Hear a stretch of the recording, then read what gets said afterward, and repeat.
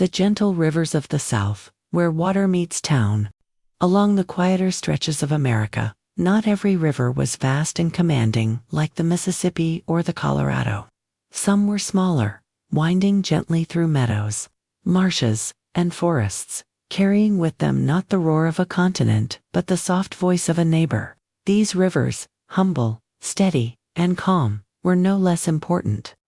They shaped towns, guided trade, watered crops, and gave a sense of belonging to those who settled near their banks. The savannah, and others like it, were threads of life stitched delicately into the fabric of daily existence. Imagine the soft curve of a river flowing past a modest settlement. The water is neither too wide nor too narrow, its pace steady, like the breathing of the land itself. Early in the morning, mist rises from its surface, blurring the line between sky and water, as though the earth is still deciding how to wake. Wooden docks extend into the current, not grand or busy, but enough to welcome a small boat returning with fish, or to let children dip their toes as the day begins. The air is cool, filled with the quiet rustle of reeds and the distant crow of a rooster. Life begins slowly, in rhythm with the water's flow. The people of these towns lived close to the river, not just in distance but in spirit. Their homes were built with windows that faced the water, porches that caught its breeze, and gardens that drank from its soil. Every family, in one way or another, relied on the river. Some drew buckets of water each morning, carrying them carefully home. Others spread nets, hoping to bring back the silver flicker of fish for supper. Farmers knew the river as both a gift and a challenge, its floods nourishing the land, yet sometimes washing away what had been carefully planted. But through all its moods, the river remained central, a steady companion to the days of work and rest. The smaller rivers carried not only water but connection. Canoes and rowboats moved along them, bearing baskets of fruit, bundles of cloth, and the small needs of neighbors living further apart. A boat arriving at the dock was more than just trade. It was a visit, a thread tying one family's life to another's. People greeted each other with slow smiles, leaning on posts or sitting on barrels while conversations drifted as easily as the current. Time by the river was never wasted, was where lives touched, where news was shared, where silences were comfortable. Children knew these waters in their own way. They played by the banks, skipping stones across the surface, watching the circles widen and fade. In summer, they swam in the shallows, shrieking with delight at the cool relief, their laughter mingling with the birds overhead. In winter, when mornings grew crisp and frost edged the grasses, they lingered by the river still, their breath rising in small clouds as they chased each other along the damp earth. The river marked their growing years, each season adding a layer of memory that would stay long after childhood had passed. At dusk, the river softened again. The water mirrored the sky's slow shift from gold to rose to indigo. Lamps flickered to life in the windows of riverside homes, their light reflecting gently on the ripples. Families gathered on porches, sipping warm drinks, telling stories that wound as easily as the river itself. Crickets sang in the grass, frogs added their chorus, and the steady hum of evening wrapped itself around the town. The river was not just scenery, it was part of the family, present in every meal, every story, every quiet breath before sleep. In these towns, where life was neither hurried nor loud, the river taught a lesson of balance. It was not about wealth or grandeur, it was about rhythm, about rising with the mist, working with the daylight, resting with the sunset. The savannah, and the many rivers like it, held the heart of this way of life. They reminded people that the world did not need to be vast to be full. Even in the smallest bends of water, life could unfold with richness, with beauty, with quiet meaning. For travelers, these riverside towns were a gentle surprise, coming from the bustle of larger cities or the long, empty miles of country road. To arrive at a place where the river curved softly, and homes leaned close to its banks, felt like entering a different kind of time. Here, a visitor might be offered a seat on a porch, a warm meal, and the sound of water flowing in the background, as if it were part of the conversation. Hospitality was not an effort. It was as natural as the river itself. So it was that small rivers, winding through the South and beyond, shaped lives not through force, but through presence. They did not demand attention, they simply gave it. Water to drink, soil to plant, fish to catch, quiet to rest in, and a sense of belonging that endured long after seasons turned. In their flow, towns found their rhythm, families found their roots, and generations found their stories. As the sun climbed higher, the riverbanks slowly transformed. What was quiet in the morning became the heartbeat of the town by midday. Small boats nudged against the wooden docks, their hulls creaking softly as men and women unloaded baskets, crates, and bundles wrapped in cloth. There was no rush, no shouting, no clamor like the markets of larger cities. Instead, the rhythm was measured, as though the town itself kept pace with the water. The riverside market was not much more than a row of stalls, some shaded with canvas, others no more than tables set up beneath leaning trees. Yet for the people who gathered, it was the center of connection. A farmer brought jars of honey, golden and slow to pour. A woman displayed hand-woven cloth, the threads dyed in soft shades of blue and brown. Fishermen carried baskets filled with the day's catch, the silver scales of the fish gleaming faintly like coins in the sun.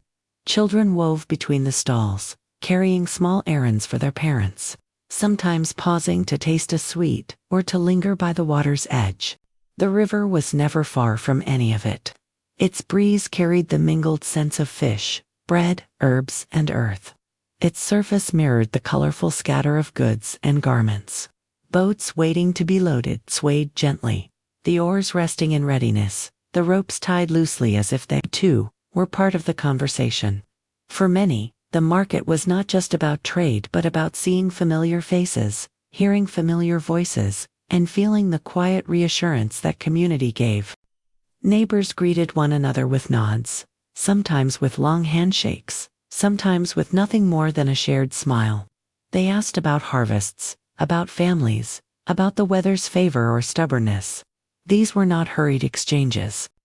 Words flowed like the current itself, steady, gentle, sometimes circling back to stories already known, yet always carrying warmth.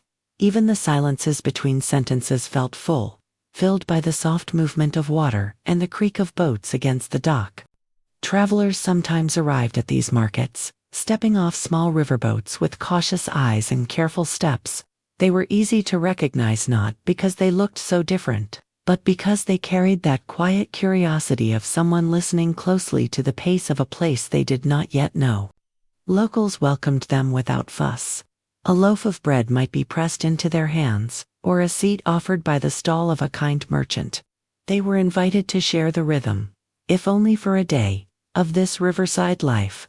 The market also carried sounds that were gentle yet constant.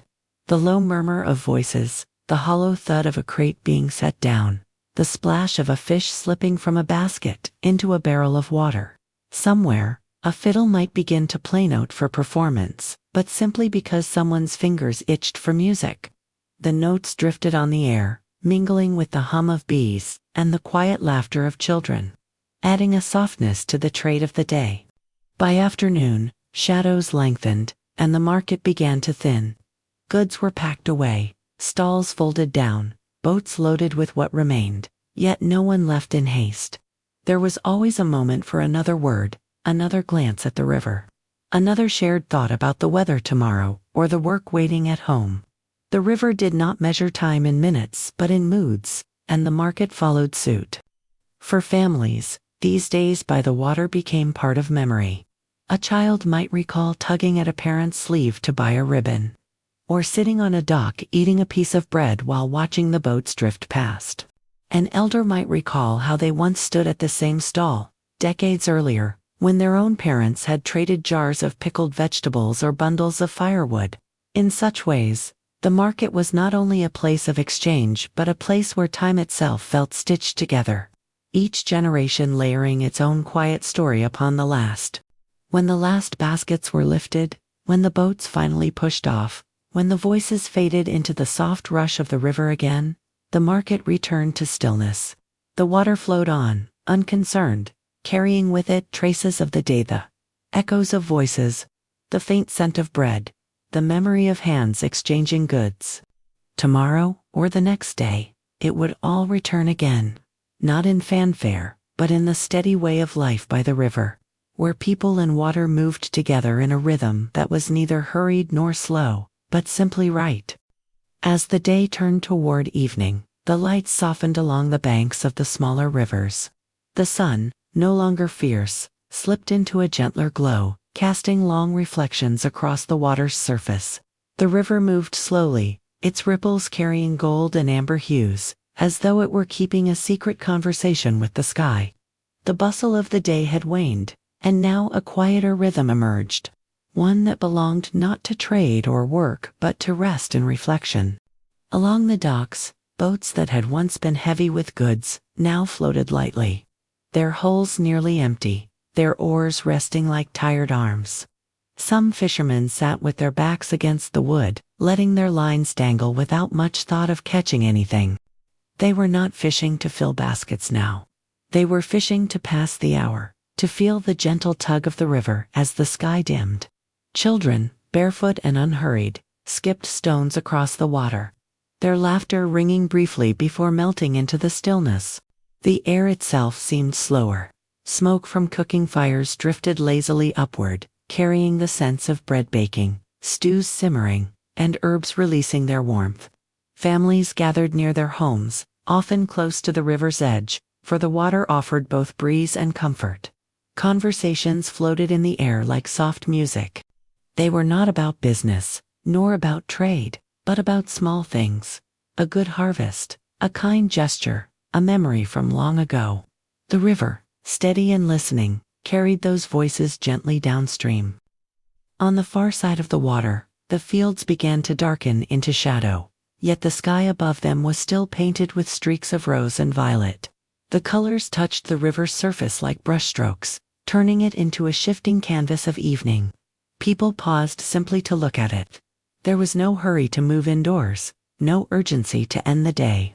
The fading light was part of life, and it was given its own space, its own moment of reverence. Lanterns began to glow one by one along the pathways and at the edges of docks. Their light was not bright, only enough to soften the darkness, to guide a footstep or to welcome a neighbor. Seen from a distance, they flickered like stars scattered at the river's edge, small yet steady.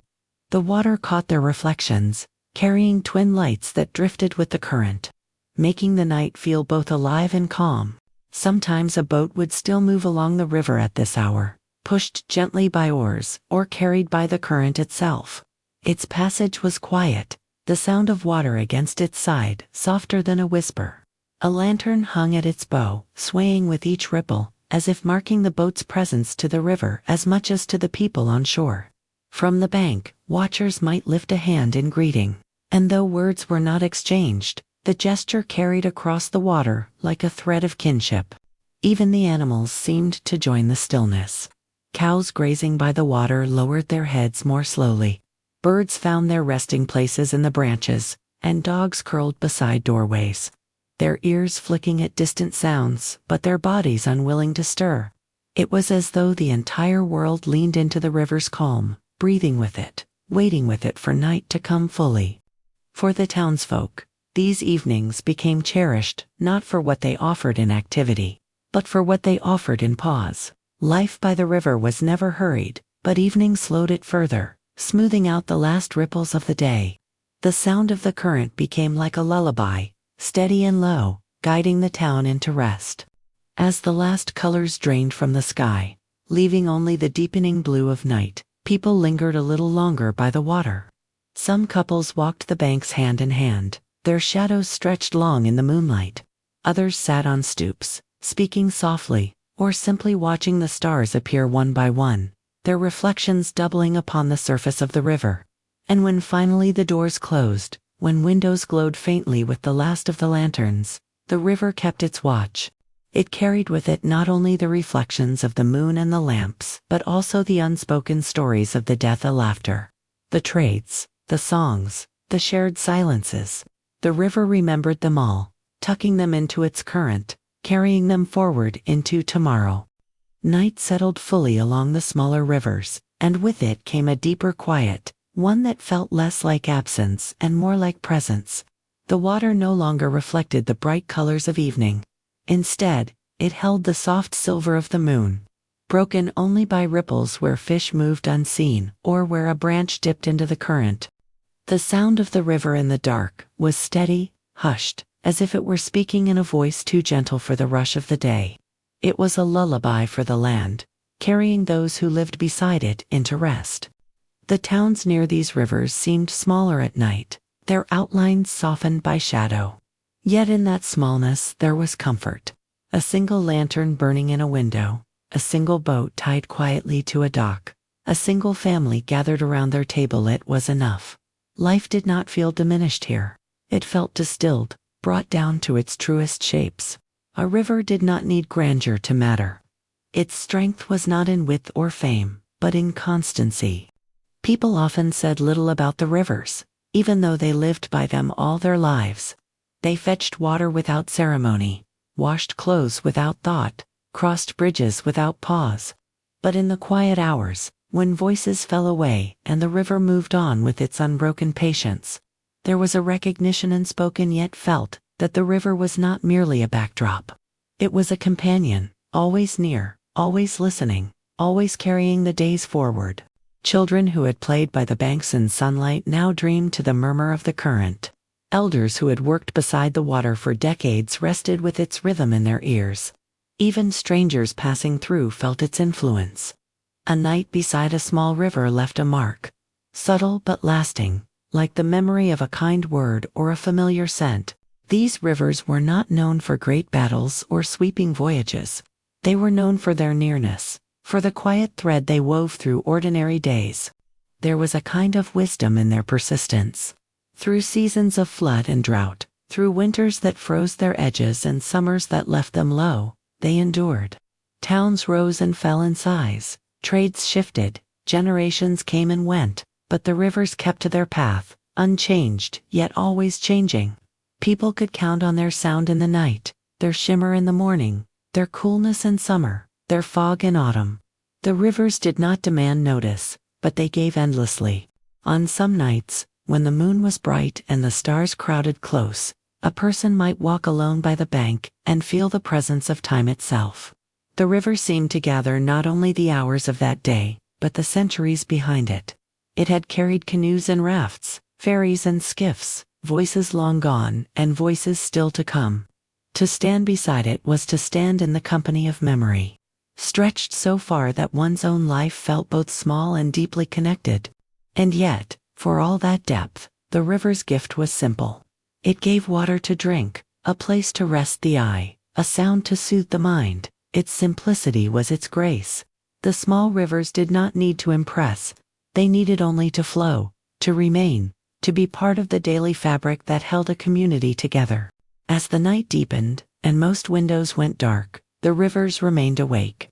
They held the moonlight like a secret, carried the hush of the land, and whispered to the sleeping towns, "Tomorrow will come, and I will still be here." And so the people, whether they knew it or not, rested more easily, their lives cradled by that quiet constancy. The story of the smaller rivers was not one of noise or spectacle. It was one of presence, steady, enduring, gentle. And in that gentleness lay their power, a power not to command, but to comfort. They shaped the days of those who lived beside them, not with force, but with patience, not with grandeur, but with care. By the time dawn approached once more, with its pale light brushing the horizon, the rivers had already carried the night away, just as they carried every day, every moment, flowing onward without end. There was a time when the rivers knew only the sounds of paddles dipping, of sails tugging against the wind, of wooden hulls brushing gently along the banks. That quiet rhythm had lasted for centuries, almost as natural as the rivers themselves. But then, something new arrived. At first, it was distant, a faint hum, a strange vibration carried on the air. People lifted their heads and wondered what sort of storm might be rolling in, but it was no storm. It was the first whisper of steam. The age of the steamship began slowly, but once it arrived, it could not be mistaken. Along waters that had long been ruled by the steady pull of current and the uncertain hand of the wind, There now came a vessel that carried its own power within it. Smoke rose in thick coils from its stack, marking the sky with shapes that drifted and dissolved. Wheels turned, great wooden circles that splashed and churned the surface, driving the boat forward with a confidence no sail could match. For the first time, the rivers did not set the pace. The boats did. A man at the wheel could steer upstream, against the flow, and the river could not refuse him. To those who had lived their lives by the old rhythm, it seemed almost unbelievable. Where once a journey might take days of patient drifting, now hours might be enough. The rivers, steady and eternal, had gained a new kind of pulse, faster, louder, insistent. And yet, for all their noise and smoke, the steamships brought a kind of wonder. Towns that had once felt far apart now seemed closer. A family in one town could send word, or goods, or even themselves, to another without the same long wait. The river, already a lifeline, became a highway, pulsing with constant motion. Where once a quiet ferry or a lone canoe might glide past, now there was the steady beat of paddle wheels, the hiss of steam, the echo of whistles cutting through the air. Children would run to the banks when the first sound reached their ears, calling out to one another, racing to be the first to see the boat round the bend. Adults, too, would pause from their work, resting tools against their knees, shading their eyes to watch the strange new craft approach. It was not simply a boat, it was a sign that the world was changing, that the distance between places was shrinking, that time itself was being quickened. Still, the rivers did not resist. They accepted the newcomers, carrying them as they had carried rafts and canoes before. The water swirled and splashed around the turning wheels. The smoke drifted into the sky, and the rivers kept their course. Even in this age of speed, they remained steady, as if reminding people that while humans might build their machines and alter their journeys, the flow of the river itself could not be undone. For those who lived along the banks, the sight of a steamship became part of life. It was no longer a marvel to be seen, only once it was a rhythm, a presence. They woke to the sound of a whistle in the morning, saw the glow of its lamps at night, watched as men and women stepped off at landings with bags and crates, or boarded with letters and hopes of elsewhere. Each journey was not only a movement of goods but of lives, carried forward by the new power of fire and water joined together. The rivers themselves seemed to change with this new companionship. No longer only backdrops for quiet fishing or slow ferry crossings, they became stages for industry, for commerce, for the steady passing of progress. Warehouses rose near their edges. Docks stretched out like fingers. Towns leaned closer to the water's edge, drawn by the hum of constant arrival and departure. The rivers had always connected people, but now they seemed to do so with greater urgency, as if time itself were flowing faster. And yet, in the still hours of dawn or dusk, when the steamships were not in sight, the rivers remembered their old voice. The frogs still called in the reeds, the breeze still moved gently across the surface. The reflections of trees still stretched unbroken in the quiet water. Even in the midst of progress, the rivers held on to their gentleness. They offered not only movement, but rest, not only noise, but silence. The story of the steamship was not only about power, it was also about how people carried both the old and the new within them, how they could watch the smoke rise and wheels churn, and still, at the end of the day, sit on the bank, listening to the waters whisper, knowing that no matter what changed, the river itself would remain. By the time steamships had settled into the rhythm of American rivers, they were no longer strangers. They were daily companions, as much a part of the scenery as the trees bending toward the water or the smoke of chimneys rising from riverside towns. The whistle of a boat became a clock of its own. It sounded in the morning, in the afternoon, sometimes in the soft hours of evening, marking time not by sun alone but by the arrival and departure of these floating engines of progress. Life along the rivers leaned toward this new beat. At the edge of town, where once there had been little more than a rough path leading to the water, now stood docks and landings. Wooden planks stretched out into the current, solid enough to hold wagons and barrels, sturdy enough for workers to load and unload all that came and went. A traveler approaching the riverbank might see men bent at their tasks, ropes tightening, crates shifting, voices calling in rhythm with the groan of timbers and the hiss of steam. The air near these docks carried a new mixture of scents: wood smoke, tar, fresh lumber, spices from distant places. Even the sharp sweetness of fruit carried a priver before it ripened. It was no longer only the smell of water and reeds and fish. It was the scent of movement, of goods arriving from elsewhere, of horizons opening. People who had never traveled beyond their county could now touch fabric woven in another city, taste sugar grown far away, or hold a letter written by a hand they had never met. The towns themselves grew different because of it. Streets near the water filled with shops that sold not only local wares but things carried on the boats. Blacksmiths hammered iron not just for neighbors but for markets beyond. Bakers used flour that had come by river, and their loaves fed not only families but travelers stepping ashore, carrying stories with them. The town became both home and threshold, a place where the local and the distant brushed against each other, quietly but unmistakably. Children knew the sound of the whistle as a call to adventure. When the sharp cry cut across the rooftops, they would run, bare feet slapping against dusty roads, eyes bright with excitement. They gathered at the docks to watch the boat round the bend, its paddle wheel lifting spray into the air like a dance, its decks crowded with people leaning over railings, waving to those on shore. To a child, it was as though the world itself had floated down the river to meet them. Adults felt the call differently. For some, it was opportunity, the chance to send goods, to bring news, to travel without waiting for the mercy of wind or current.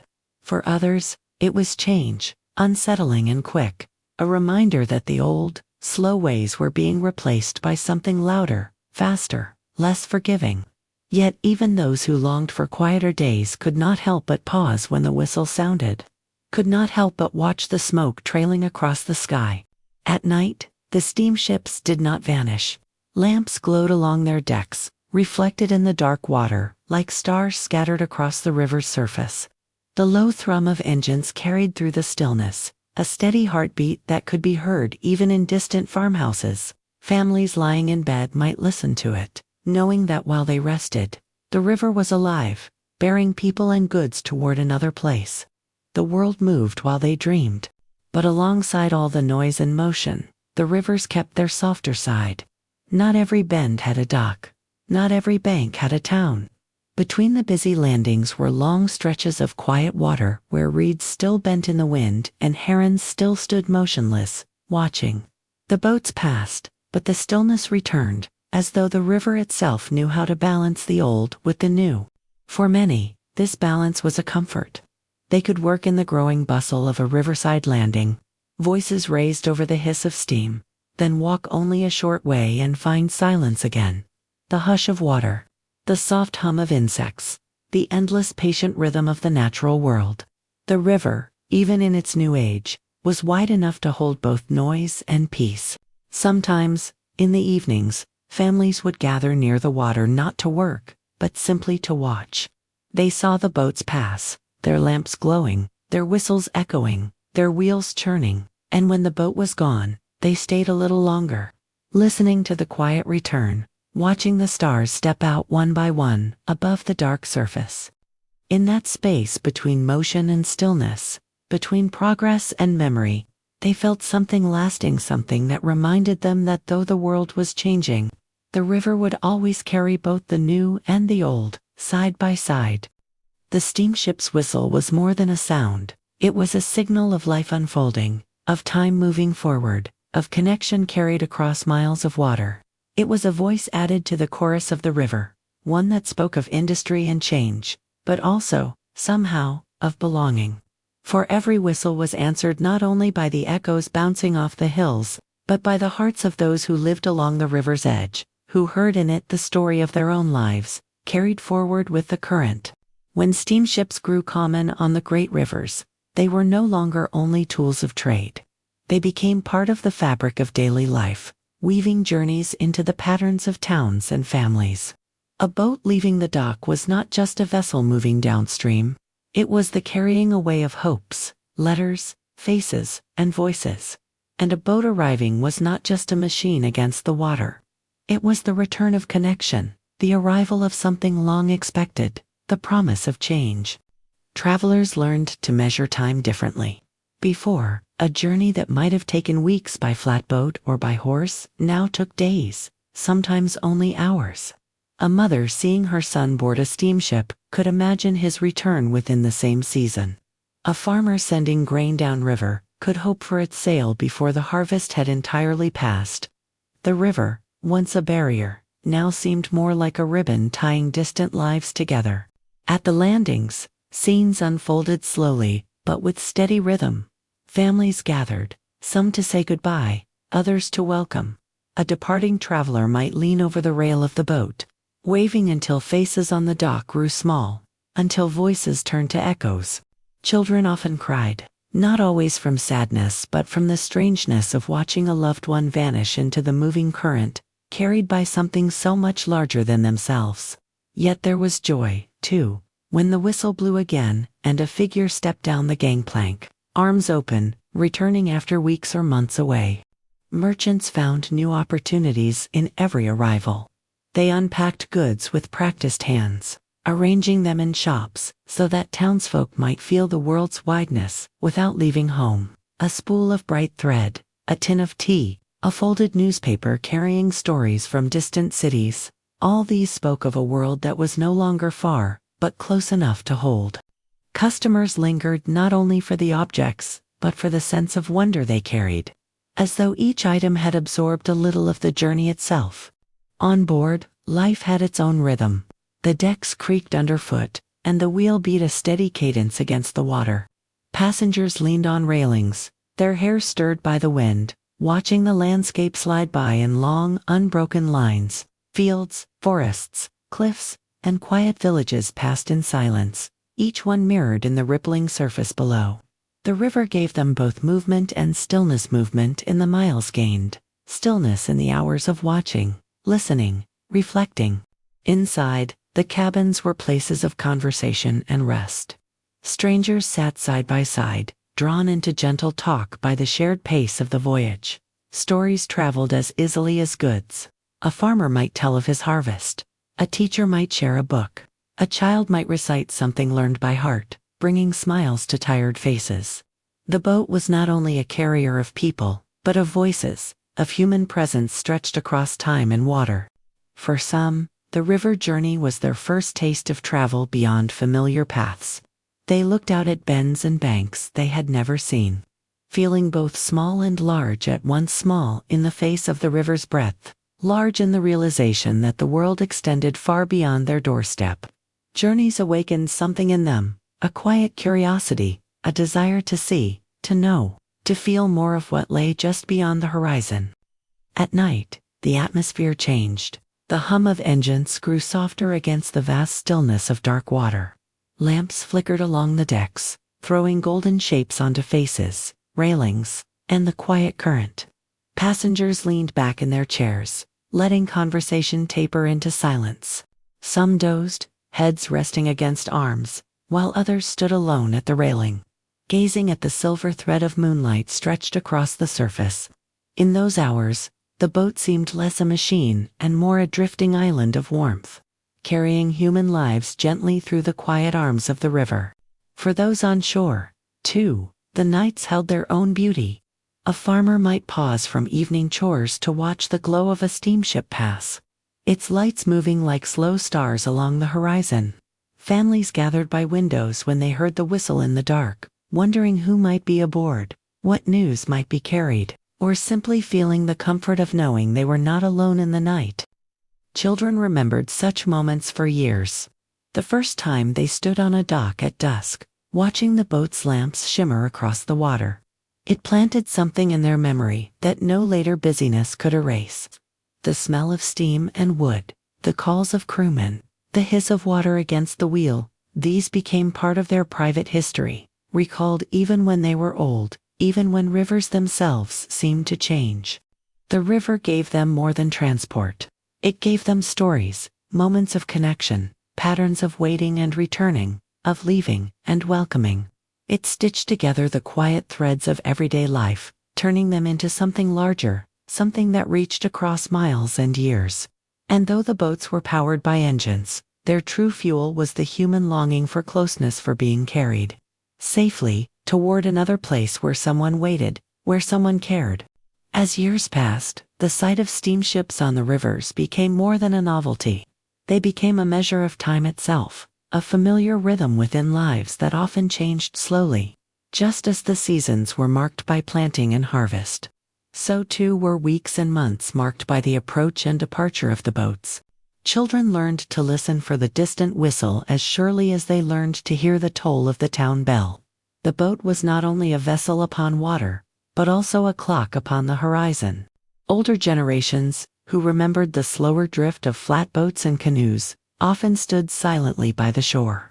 To them, the new machines carried a kind of wonder, but also a quiet strangeness. They had watched rivers remain steady through storms, floods, and calm. Now they watched these great wooden frames cut swiftly through the currents, their wheels beating time against water.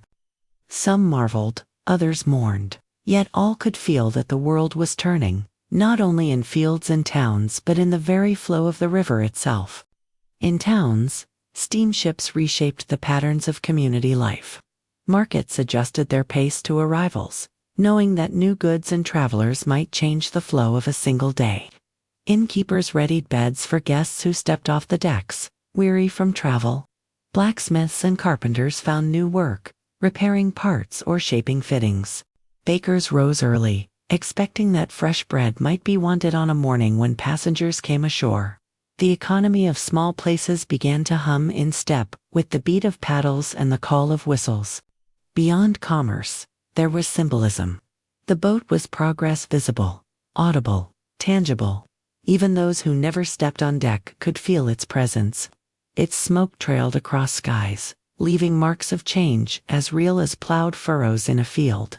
Its sound carried across valleys, waking sleepers or pausing workers, reminding them that distance was shrinking, that the future was not waiting but arriving steadily with each turn of the wheel. Writers and poets, quiet souls who watched from shaded porches or along grassy banks, found themselves stirred by the image of the boats. They wrote of rivers as roads of light, of machines as restless giants upon the waters. For them, the steamship was more than wood and iron. It was a story about humanity itself, about the longing to move, to connect, to master space and time. Their words captured the blend of awe and unease, of beauty and disruption, that the boats carried in their wake. Not everyone welcomed the change. Fishermen sometimes grumbled that the churn of wheels disturbed the waters, driving fish away. Farmers near the banks feared the banks would erode faster, cut by the force of wake after wake. Some towns that had thrived in earlier days, placed near fords or ferries, found themselves bypassed when routes favored larger landings. For every community lifted by the rhythm of steam, another quietly faded, left in shadows of progress. Still, for most, the river life felt fuller, richer, more connected. Letters traveled with greater certainty, so that families could trust in the voice of distant loved ones. Travelers felt braver, knowing they could be carried safely through regions once considered remote. Goods moved with a steadiness that allowed small hopes to grow into larger ventures. And children grew up knowing that the world was not sealed but open, waiting for them if ever they chose to step aboard. At twilight, the symbolism of steamships grew even stronger. A boat might approach against the setting sun, its silhouette framed in gold and violet light. The hiss of engines softened into something almost gentle, a lull against the hush of evening fields. Townsfolk would pause at windows, watching its lanterns glow, listening to the long call of its whistle. In those moments, the boat seemed not a machine but a messenger. A reminder that lives, though bound to land, were part of something broader, moving, unbroken. Some described standing on a bluff at night, watching the lights of a passing steamship flicker along the current. They said it was like seeing time itself drift by bright for a moment, then fading into distance, leaving only the sound of water and the smell of smoke. Others remembered sitting quietly on deck, watching stars tremble upon the ripples, feeling as though the boat was gliding through both water and sky. Those impressions stayed with them, woven into memory as deeply as lullabies or prayers. Generations would look back on those years as a turning point. The steamship did not erase the river's past, but it gave it a new voice, a louder and swifter one. Canoes and rafts had spoken of survival and endurance. The steamboat spoke of speed, ambition, and expansion. Each carried human stories, yet together they told a larger tale of a nation unfolding along its rivers, carried forward by both tradition and invention.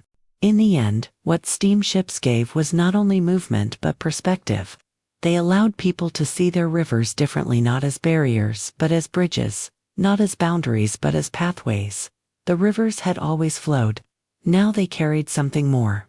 The heartbeat of change, the sound of engines echoing across the valleys, the reflection of lanterns upon currents that had known silence for centuries. And even as newer technologies would one day rise, as rails spread and engines shrank into iron roads of steel, the memory of those years remained. To recall a steamboat upon the water was to recall a time when the world felt both vast and reachable, when each whistle in the distance was a promise, when rivers carried not only water, but the very dreams of the people who lived along their banks. The river at night has always held a different character from the river by day. By sunlight, water is bright, busy, filled with movement and reflection. But when the sun falls and shadows lengthen, the current slows in the imagination, as though the river itself grows thoughtful. To step onto a boat under such a sky is to enter another world, a place where sound is softer, where light is gentler, and where the air carries both mystery and peace. It begins with the stillness of evening. The last traces of daylight linger upon the horizon, a faint gold that slowly deepens into blue. Trees along the banks appear as dark silhouettes, their branches like quiet guardians leaning over the water. Crickets begin their chorus, blending with the occasional call of a night bird. Somewhere far away, a dog may bark once, twice, before silence reclaims the air. The river reflects all of it, turning each sound into a ripple, each shadow into a wavering line. When the boat is untied and set adrift, there is a hush as if the world itself leans closer to listen. The paddle strokes, whether from oars or a slow wheel, seem heavier at first, pressing against the evening silence. But soon they find a rhythm, steady and calming, and the river answers with its gentle laps against wood. Passengers settle into stillness. They do not speak loudly. Voices are softer, almost whispers, as though carried into the night, with more reverence than in daylight hours. Then the moon rises. At first, it is a pale glow behind clouds, uncertain and veiled. Slowly, it brightens, taking shape, rounding into a full circle that pours silver light across the water. The river receives it like a mirror, scattering reflections that dance and tremble with every movement of current. Suddenly the world changes. What was dark becomes luminous. What was hidden now shimmers with clarity. Each ripple carries a spark. Each wave seems alive with a quiet flame. The boat, too, is transformed. Its outline softens under the moonlight, edges blurred as though it belongs not only to the world of wood and rope, but to some dreamlike realm. The faces of travelers are touched by silver glow, their eyes reflecting tiny shards of light. Even hands resting upon the boat's sides seem gentler, bathed in a radiance that smooths away fatigue. For a moment, everyone feels younger, or perhaps older, not bound by time but simply present, part of the night itself. The smell of the river grows richer in the coolness. There is dampness, a hint of moss, the faint sweetness of plants that only release their fragrance after sunset. Sometimes a breeze drifts across the deck, carrying with it scents of earth, wood smoke from distant cabins, or even the tang of pine from forests leaning toward the shore. Each breath feels deep, unhurried, a part of the slow rhythm that night encourages. Far away, lanterns glow on the banks. They are not many, just small flickers perhaps, from a farmhouse window or a watchman's post near a landing. Their reflections stretch long upon the water, joining the moon's silver with threads of gold and amber. Passengers watch these lights with a kind of tenderness, knowing that beyond them are lives at rest, families gathered quietly, homes where fires burn low. The boat continues onward, passing without disturbance, a visitor in the wide landscape of night. The soundscape of the river deepens. Water murmurs against the hull, steady and low. Occasionally a fish breaks the surface with a soft splash, sending widening rings across the moon's reflection. Frogs croak along marshy edges, their voices round and persistent. Above, the wind whispers through leaves, shifting branches just enough to let starlight peek through. And higher still, the stars themselves begin to shine more fiercely, as though the moon's rise has encouraged them to gather in brightness. It is in such a setting that thoughts grow slower, steadier. Passengers lean against railings, letting the night enter them. Memories surface gently, childhood evenings when lanterns were lit. Quiet walks along dirt roads under stars, old songs hummed by elders long gone.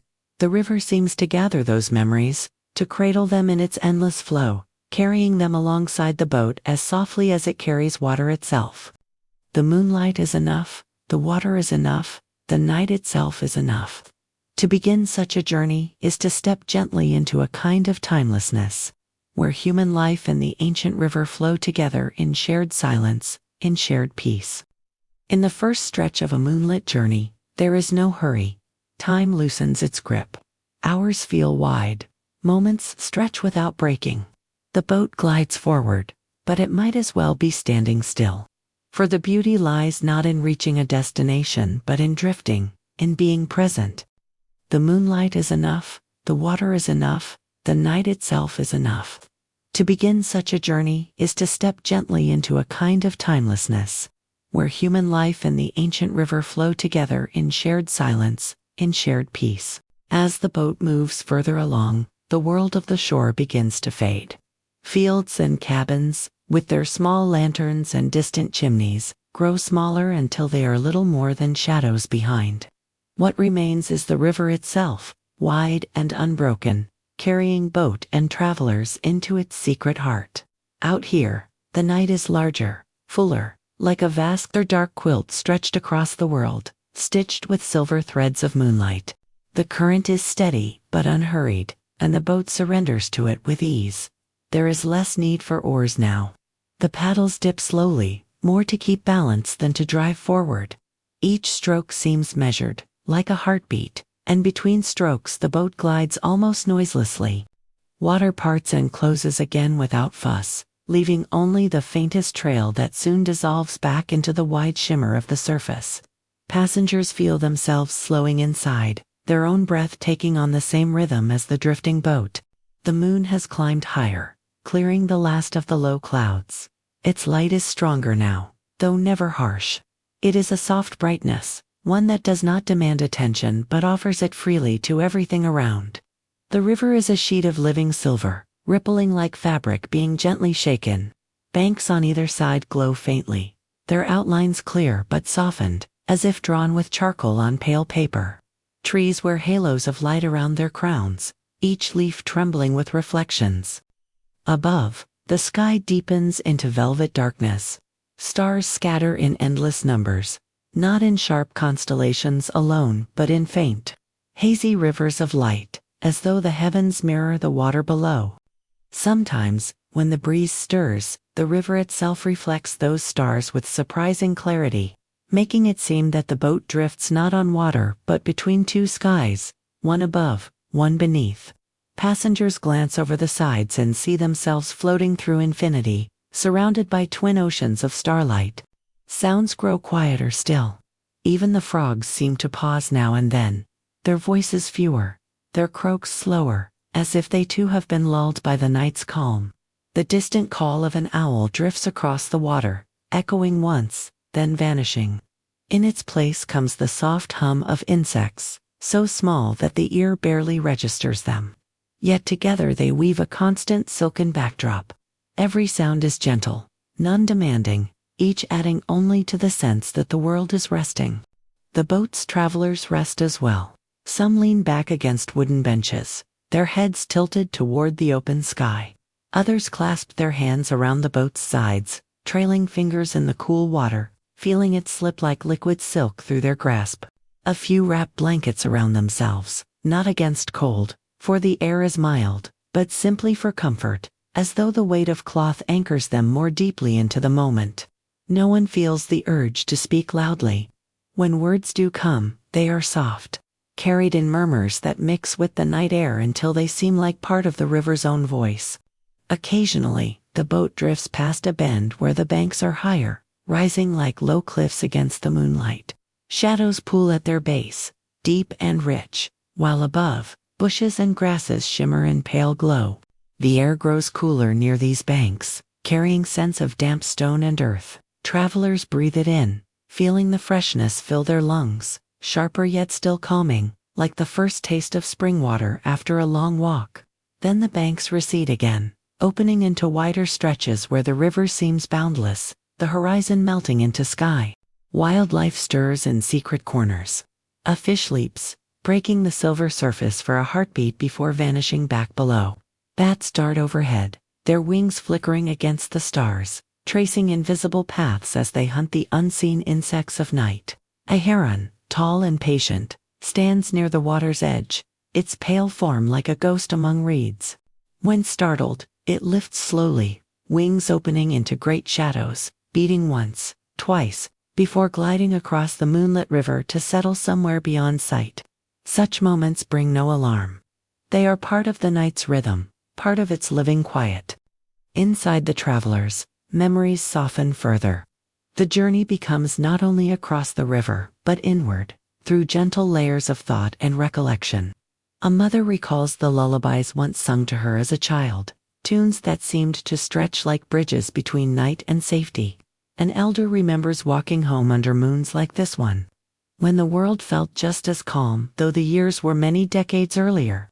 Even the younger ones, who have not yet gathered long histories, sense the weight of something timeless, pressing gently upon them, the feeling that others before them, in other ages, have sat just like this, adrift under the same moon, dreaming the same quiet dreams. The night deepens, yet it does not grow darker. Moonlight holds the river steady, as though promising that the path ahead will always be lit. The current carries boat and travelers deeper into silence, deeper into calm, deeper into that vast stillness where time itself seems to rest. Out here, the world does not ask for action, nor decision, nor effort. It asks only for presence, to sit, to breathe, to drift, to be. And so the boat moves on, each moment a soft unfolding, each ripple a whisper of eternity. The river is no longer just water, it is a cradle, a song, a pathway of light. Travelers close their eyes now and then, not to escape, but to listen more fully, to let the gentle hum of the world seep into their bones. And when they open their eyes again, the moon is still there, the stars still shine, the boat still drifts, nothing has changed, and everything is perfect. The hour grows late, though time itself feels blurred upon the drifting current. Midnight has arrived, though few notice. The moon still reigns above, and the river still glows as though it were woven of silk and light. The only clock here is the rhythm of water, the steady breathing of the earth and sky moving together. Travelers feel it not in numbers or hours, but in their bones, in the slow quietness that presses deeper with each passing moment. The air carries a new coolness, not sharp, but refreshing. Each breath feels like a sip of clear spring, touched with hints of whetstone, fresh grass, and the faint smoke of distant fires hidden far along the banks. Now and then, a breeze slips low across the water, lifting strands of hair, nudging loose clothing, making the lantern on the boat sway ever so slightly. The flame within does not fight, but bends gracefully, stretching its light across the wood, across faces grown soft with drowsy calm. Above, the stars have multiplied. Where earlier they appeared as scattered sparks, now they gather in dense rivers of light. The Milky Way arches like a pale bridge from one horizon to the other, a shimmering echo of the water below. Travelers gaze upward and then downward, astonished to see the same endless pattern reflected in the river's surface. It is as though they float not between two banks of land but between two skies, one above, one beneath, suspended in a cradle of infinity. The river's voice is quieter here. Wide stretches absorb sound, leaving only the soft lap of water against the hull. Even the frogs and owls seem hushed, their calls fewer, their pause is longer. What remains is a silence so complete it feels almost alive, like a companion sitting close, breathing softly, saying nothing yet offering presence. The silence invites the mind inward, asking it to rest, to drift, to wander where it wishes without hurry. Some travelers have closed their eyes completely, leaning against one another, the sway of the boat cradling them into dreams. Their breaths align with the current, slow and steady, until they seem part of the same living rhythm. Others keep their eyes open but unfocused, watching the moonlight blur into halos, seeing not details but a wash of silver and shadow.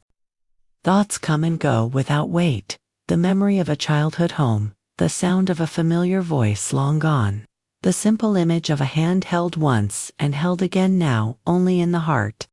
From time to time, the river reveals its hidden life. A ripple spreads where no paddle moved, hinting at a fish turning below. Far in the distance, a pair of eyes glints briefly at the surface, perhaps a beaver, perhaps an otter before vanishing with barely a sound. The boat passes beneath branches, leaning out over the water, their tips brushing the surface like fingers dipped in ink. Drops fall from those leaves in slow, shining beads, tiny stars descending back into the river. Each detail is small, yet together they weave a tapestry of midnight presence, reminding the travelers that even in stillness, life surrounds them. The moonlight deepens colors, reshaping the world into shades of silver, blue, and shadow. Grass along the banks glows faintly, pale blades swaying as though stirred by unseen hands. Rocks glisten with wet brightness, their surfaces slick and cool, their shapes softened by the night. Trees rise tall and quiet, their trunks dark pillars, their crowns trembling in the quiet breeze. Every detail feels gentle, muted, as if the world has been painted in watercolors, washed soft by the touch of night. Conversations, if they come, are whispers. A traveler may murmur to a companion beside them, their voices carried only as far as the boat's edge before dissolving into air.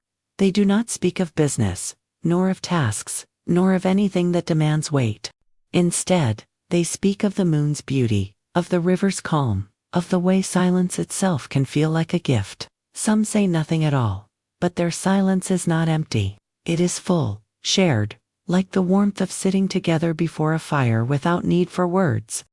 Now and then, the boat passes a small settlement, just a handful of cabins set back from the water's edge. A faint light glows in one window, perhaps a candle kept for late reading, perhaps the soft watch of someone waiting for another's return. Smoke curls from a chimney, gray even in moonlight, carrying with it the scent of burning pine. The sight is fleeting. Within moments the cabins are gone, swallowed again by trees and shadow. Yet for those on the boat, such glimpses bring comfort, the reminder that life continues quietly all along the river, that homes and hearts are near, even when unseen. The deeper the night grows, the slower the mind becomes.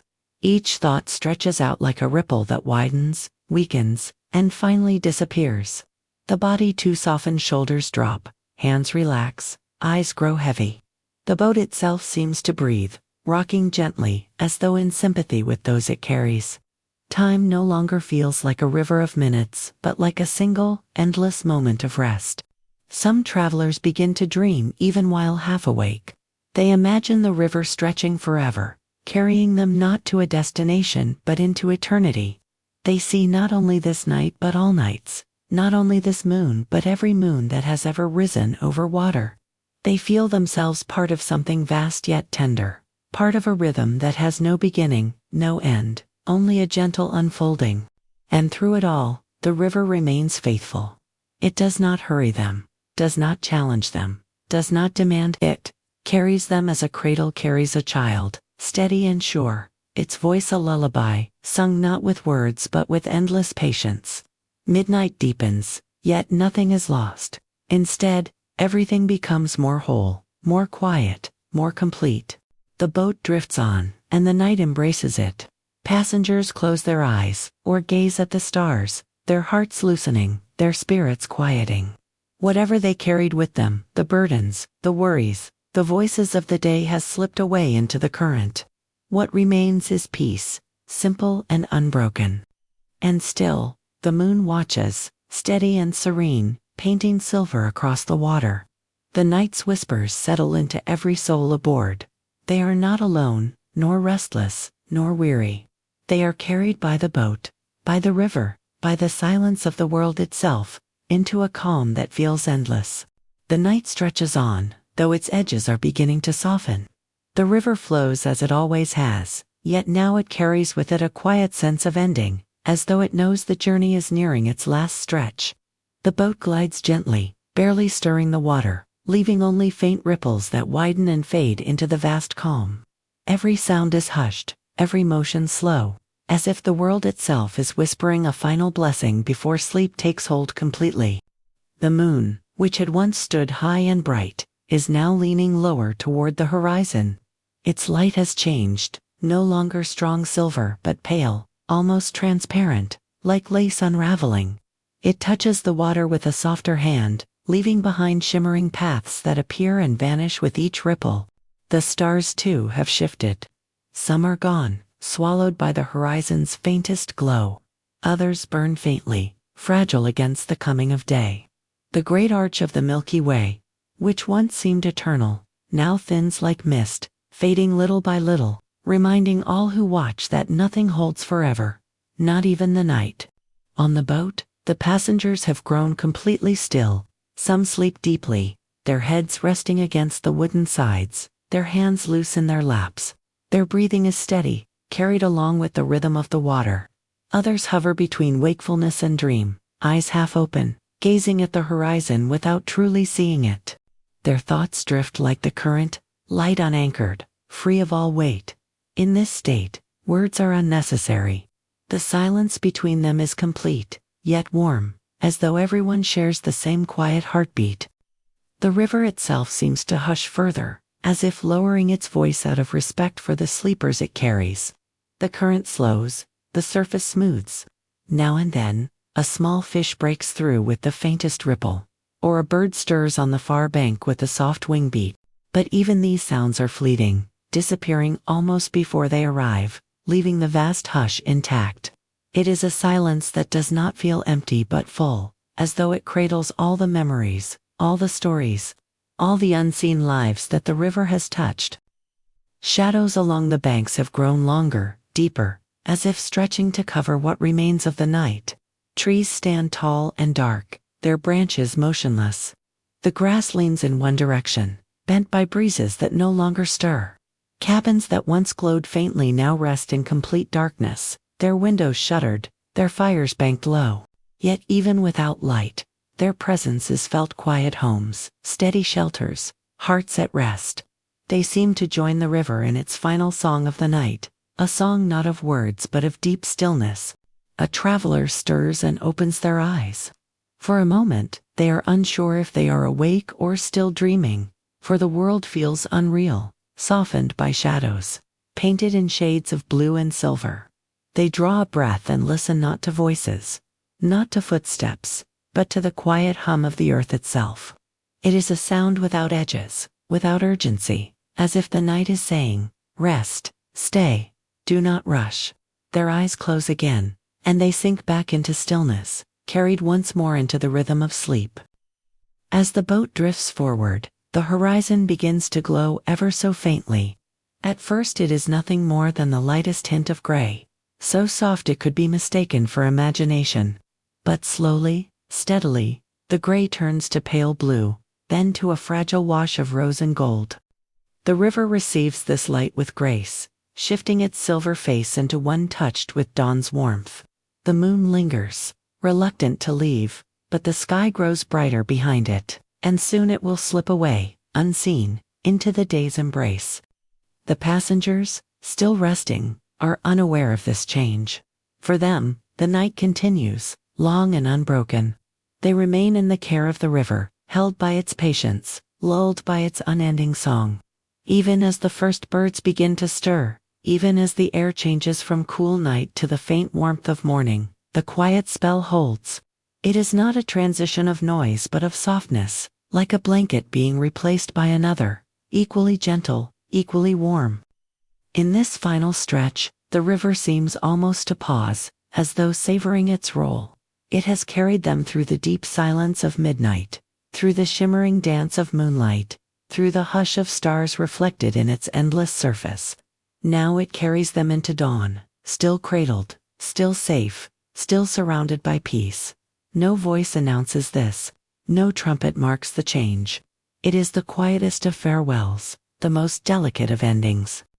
The last moments of night are the tenderest. Shadows cling just a little longer. The moon's pale arc hovers low, reluctant to vanish.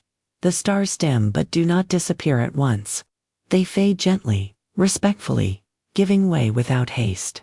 The river shines now not with silver but with pale gold, a color so soft it feels like a breath upon the skin.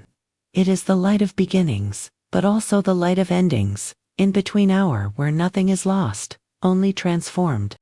And then, at last, the first true rays of the sun rise above the horizon. They spill across the water, catching every ripple, every blade of grass, every branch along the banks. The boat glows in this light, its wood turning warm, its lanterns unnecessary.